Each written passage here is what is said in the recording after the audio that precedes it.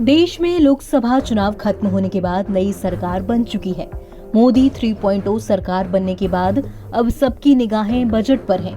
अगले महीने वित्त मंत्री निर्मला सीतारमण साल 2024 और 25 का पूर्ण बजट पेश करने वाली हैं। लोगों को हर बार की तरह इस बार भी बजट से काफी उम्मीदें हैं। इस बार नए टैक्स नियमों के लिए सरकार मानक कटौती की सीमा बढ़ाने पर विचार कर रही है, जिसमें छूट वाली पुरानी व्यवस्था में कोई बदलाव नहीं किया जाएगा। एनडीए सरकार अपने तीसरे कार्यकाल का पहला बजट पेश करने की तैयारी कर रही है। ऐसे में पूंजीगत लाभ तंत्र में बड़े बदलाव करने की संभावना नहीं है। ये एक ऐसा मुद्दा है जिस पर आयकर विभाग समीक्षा की मांग कर रहा है।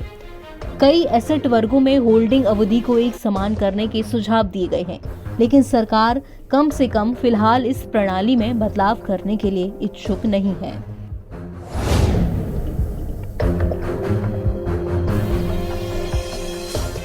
बजट की रूपरेखा पर चर्चा भी शुरू हुई है। वित्त मंत्री निर्मला सीतारमण सार्वजनिक परामर्श कर रही हैं, लेकिन अधिकांश कवायद फिलहाल वित्त मंत्रालय तक ही सीमित है। कई मुद्दों पर आंतरिक मूल्यांकन किया जा रहा है, जिनमें से कुछ पर सरकार के दूसरे विभागों के साथ चर्चा की जाएगी। उसके बाद वित्त मंत्रालय पीएमओ से मिलने वाले फीडबैक के आधार पर अंतिम निर्णय लेगा।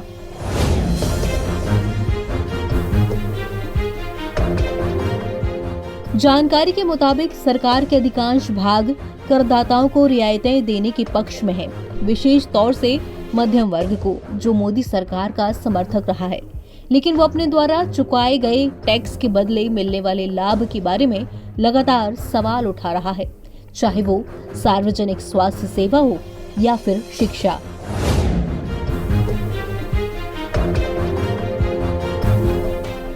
साल 2023 के बजट में वित्त मंत्री ने नई कर व्यवस्था के तहत वेतनभोगी करदाताओं और पेंशन पाने वालों के लिए 50,000 रुपए की मानक कटौती की शुरुआत की थी, जो डिफॉल्ट विकल्प बन गया, जब तक कि आपने इसे चुनने का विकल्प नहीं चुना।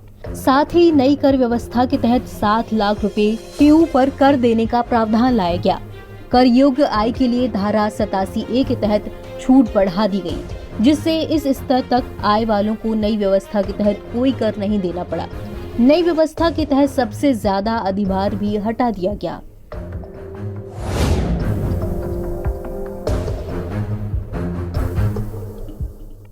मौजूदा समय में 3 लाख रुपए से ज्यादा की कर योग्य आय वाले व्यक्तियों को 5% टैक्स देना पड़ता है और उद्योग जगत के नेताओं की ओर से सुझाव दिए गए हैं कि खपत को बढ़ावा देने के लिए उच्च ब्रैकेट में दरों में बदलाव किया जाए।